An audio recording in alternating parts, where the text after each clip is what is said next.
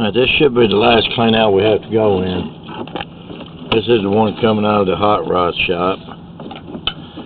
And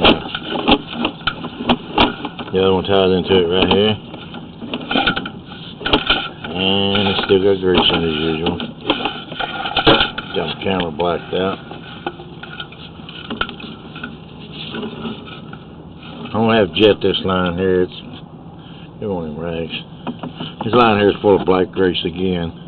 Even though they say they don't work on cars in there or nothing, it's always like this. So I'm gonna have to jet it and see if we can get a view on it. This line here has a clean out about halfway down through the parking lot that has collapsed at one time, and they redid it, and I want to make sure it hasn't settled.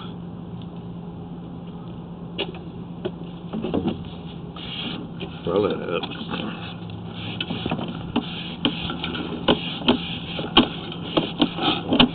Look at that.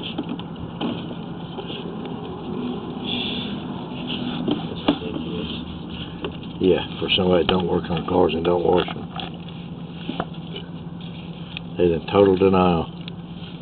No, we don't do nothing like that here. We don't work on them. We don't wash them. Like whatever, dude.